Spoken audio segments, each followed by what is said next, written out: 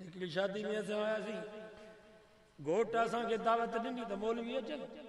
नत ख़्वान अचनि, वरी घोट जा दोस्त वरी फनकारनि खे वठी जीअं चवंदा आहिनि ॼञ पराई नचे अहमद। हाणे शामियाने जे हिकिड़े पासे ॾो मौलवी वेठा आहिनि, ॿिए पासे ॾो फनकार। हेॾे मौलवी पिया था ॾाड़ीअ खे फणी ॾियनि, होॾे वरी फनकार पिया था बाजनि खे सेठ। हाणे अचे घोट खे दौरा अची परेशान थियो त हाणे कंहिंखे मोन वरी शाबाश आहे, होश आहे। फनकारनि खे पैसा ॾिनई त मूंखे अलाह जो वास्तो अथव तव्हां हलो। असां बि चयोसीं त भली वाइज न थिए पर उथंदासीं। अल्हम्दुलिल्लाह कामयाबी थी वई, राग न थियो, वाइज बि कोन थियो, छो त ॿ टोला थी। हू पिया चवनि त राग नथा करायो त पोइ मुला वाइज बि न कंदा। असां चयो ठीकु आहे, भला वाइज बि न थिए पर राग त न थियो। ईअं बि थियो शादियुनि में।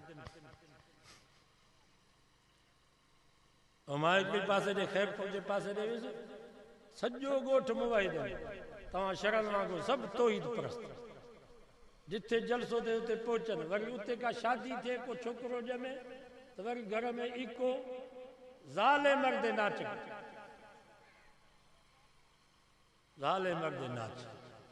बेपर्दगी उन्हनि जा विडिया पिया भॼनि। मां चयो भला ही तव्हांखे छा थी वियो आहे, तव्हां दीनदार माण्हू। चई सही आहे, शुरूआत हाफ़िज़नि खे। असांजे ॻोठ में हाफ़िज़ आहिनि घणा, हाफ़िज़ जो शादी कई त हुन इको घुरायो, घर में इके ते राग नाच बेपर्दगी। ऐं नाच जी शुरूआत ख़बर अथव कंहिंखे? काबील जे औलाद में नाच जी शुरूआत गाना। काबील जंहिं महिल उहा छोकिरी पंहिंजी भेण भॼाए वियो, हज़रत हाबील खे मारे शहीद करे, पोइ हलियो वञी जबलनि में रहियो, लिकी भॼी वियो त मथां बाबू मूंखे मारे, अलाए केॾे हलियो वियो। पोइ हुन मां जेको ख़ानदान पैदा थियो, छोकिरा छोकिरियूं, पोइ उते शैतान आयो हिकिड़े नौजवान छोकिरे जी सूरत में। पोइ अॼु राग जो चयईं, पोइ राग में त असर आहे। हिकिड़ो छोकिरो नौजवान सोनो राग जो चयईं त बसि हिकिड़ी जुमे जी राति दावत मिलियसि, वरी ॿिए जुमे जी राति ॿियनि चयसि असांजी दावत हुजे, वरी माना महीने में 3-4 प्रोग्राम पियो करे शैतान। ईअं राग जी शुरूआत, राग जी जो शुरूआत थी, माण्हू त सभु मुवाहिद आहे असां वांगुरु, जीअं तव्हां ईअं असां मुवाहिद पक्का तौहीद परस्त। उन वक़्त में शिरक त कोन हो, शिरक अञा न आयो। शैतान हाली शुरूआत कई राग जी, नाच बेपर्दगी, पोइ ज़िना शुरू थी। नाच जो हले पियो, छोकिरा छोकिरियूं गॾु, बेपर्दगी थी, पोइ नाच जो गाने जो असर आहे, पोइ ज़िना थी वई। अल्लाह ताला हज़रत शीस अलैहिस्सलाम खे ख़ासि इन मक़सद जे लाइ मोकिलियो त जेके नाचियूं नाचियूं, जेकी फनकारूं, अदाकार उन्हनि सभिनी खे क़त्ल करे, इन्हनि सभिनी खे ज़िब करे मुल्क खे पाक। हज़रत शीस अलैहिस्सलाम इहो कमु कयो त जेके बि नाचियूं हुया, नाचियूं, अदाकार फनकार, सभिनी खे क़त्ल कयो। हाणे बि सम्झ में अचे थो त असांखे जिहाद इन्हनि जे ख़िलाफ़ करणो पवंदो, तॾहिं मुल्क सुधरंदो। राग थो हले त कुराड़ा बि चपटियूं पिया वॼनि, कंध खे लोॾींदा, एॾो असर आहे। मौलाना अब्दुल्ला चांडो रहमतुल्लाह अलैह फरमाईंदो, ही 2 मणनि जो हमरा, 2 मण हिन जो वज़न आहे, ऐं राग थो हले त ही सॼो लुॾे थो छो। दोलो या बाजो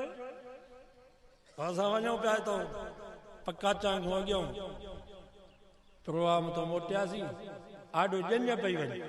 त हिकिड़ो हमरा ज़मीन में बीठो पाणीअ जो वारो पियो वराए, इको जो ॿुधई राग त उहा कोडर उते फिटी करे उते नाच में छॾी। उते ज़मीन में पंहिंजे वारे ते बीठो हुयो, ॼञ पराई नचे अमर, उते नाच में शुरू थी। मौलाना अब्दुल्ला चांडो रहमतुल्लाह अलैह फरमाईंदो, कॾहिं तव्हां सोचियो جو راگ ہلے تو ناچ ہلے تو دول ہلے تو سجو مانگو چڑے تو یہ قرآن جو ستو پہ ہوں تو انہیں میں بھی جنبش اچھی تا جے راگ ہلے تو اعوذ باللہ پڑھا اعوذ باللہ من الشیطان راگ جے بدھن جے وقت میں تمہاں دی طبیعت تے اثر تھے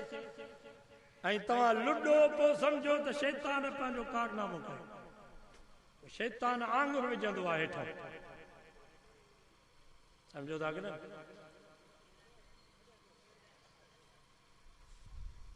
आंगुर जो विझंदो त पोइ वांगुरु लुॾंदो या कोन लुॾंदो जेको राग तवज्जो सां ॿुधे ऐं हिन जे जिस्म में जुंबश थिए पोइ सम्झो त शैतान कमु लाहे مولانا عبداللہ چاندے جی تقریر ॿुधो था सो जिथे भी राग हले टेक्टर में या किथे त औज़ बिल्ला पढ़ंदा कयो अल्लाह से बचाए त बहरहाल नबी से के हर जाए ते उम्मत है हर जाए ते उम्मत है ये हर जाए ते नबी से के विसारे ई कादियानी पिया हिते रहन मां तव्हां खां पुछां थो कादियानी सां खाऊं पियूं पिया सलाम कलाम ॾेती लेती उन वक़्त में नबी से यादि अथव कायनात में नबी से जो वॾे में वॾो दुश्मन कादियानी वॾे में वॾो नबी से जो दुश्मन कादियानी क़ौमी असेंबली में जेके भी मेंबर सभिनी ने मुतफ़िक़ तौर ते दस्तखत कई त कादियानी काफ़िर अहमदी ज़िक्री लाहौर ये सब काफ़िर इन्हनि खे पाकिस्तान में मस्जिद ठाहिण जी इजाज़त न आहे इन्हनि खे तबलीग करण जी इजाज़त न आहे पाकिस्तान जे आइन में लिखियल आहे त को कादियानी मरी वञे उनखे मुस्लमाननि जे कब्रिस्तान में दफ़न न कयो असांजा हज़रत साईं ॾेर वारा रहमतुल्लाह अलैह फरमाईंदा हुआ गॾह जो पेशाब पीजो पर कादियानी जी चाह न पीजो छो त गॾह जो पेशाब हराम ये शराब हराम बाबा शराब हराम पर माण्हू पियनि था की न कोन था शराब ऐं गॾह जो पेशाब इहो बराबरि भली पुछी ॾिसो न शराब गॾह जो पेशाब मांगो जो पेशाब इन्हनि जो हुकुम बराबरि आहे जहिड़ो हू पली थोरो ई पली पेशाब जो हिकिड़ो कतरो सुईअ जे पाखीअ जेतिरो खूह में किरी पियो सॼो खूह पली शराब जो हिकिड़ो कतरो खूह में किरी पियो सॼो शराब सॼो खूह पली सॼे खूह खे कढो कादियानीअ जी चाह पियणु इन खां वधीक हराम अथव साईं ॿेर वारा फरमाईंदा गॾह जो पेशाब हराम त आहे माण्हू हराम पीअंदा शराब पीअंदा पर हुनखे हराम सम्झे थो ईमान बचंदुसि कादियानीअ जी चाह पियण सां तव्हांजो ईमान हलियो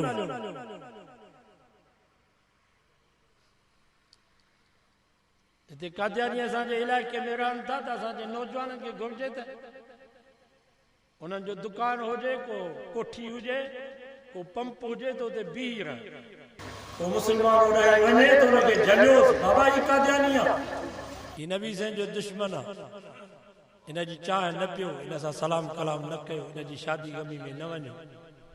केरु ज़ोरीअ थो वञे त विढ़ोसि लठियूं हणोसि भली पीउ छो न हुजे भाउ छो न हुजे पुटु छो न हुजे नबी साईं खां वधीक बाबो आहे छा नबी साईं खां वधीक पुटु आहे छा नबी साईं खां वधीक भाउ आहे छा सो पहिरें नंबर ते बाइकाट सलाम कलाम बंदि कयो ॾेती लेती बंदि कयो पाण ई किना थी करे हलिया कंडियारे शहर में वॾो हिननि जो कारोबार हूंदो कादियानी पछाड़ी में उतां जे नौजवान हिम्मत कई कादियानी जी दुकान जे ॿाहिरां बीठा हूंदा पोइ जेको वञे हुनखे झलनि बाबा ही कादियानी ही नबी साईं जो दुश्मन ईअं हलिया विया अधु मुल ते कारोबार ख़तमु करे घर जॻहियूं विकिणी हलिया विया हिते बि ईअं करिणो पवंदो माण्हू मुड़नि ई नथा कादियानी जी तव्हांखे ख़बर ई न पवंदी त ही काफ़िर आहे या मुस्लमान कलमो बि इहे असां पढ़ंदा ला इलाहा इल्लल्लाह मुहम्मद रसूल हालांकि त मोहम्मद मां मुराद हू सम्झंदा आहिनि ग़ुलाम मोहम्मद गोलाड़की मां वियुसि उते दोस्तनि ॻाल्हि कई त हिते मौली साहब मस्जिद जो पेश इमाम हुयो चईं मौली साहब हिते मोटर वठण आयो पोइ मौली वरी चवंदा आहिनि को सस्तो मिले त मुफ़्त में अध मुल ते मिले पोइ पे दुकान जाचे हिकु ॾाढ़ी वारो उन चयसि छाजे लाइ मोटर खपई चई मस्जिद जे लाइ चई हूअं त हाणे 10,000 रुपया क़ीमत आहे पर मस्जिद लाइ तो 50,000 हुनखे ॾेई हू ॾाढ़ी वारो नालो वरी अब्दुल सलाम हाफ़िज़ जे नाले सां मशहूरु हाफ़िज़ अब्दुल सलाम सो मौली साहब खे जी ॿुधाई यार फलाणो हाफ़िज़ अब्दुल सलाम ॾाढो नेक आहे 5,000 थॾे ते रिआयत कई त मस्जिद मौली साहब चयसि इहो कादियानी ते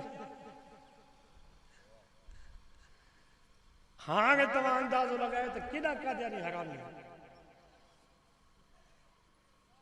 कीअं था असांजे मुस्लमाननि खे खारनि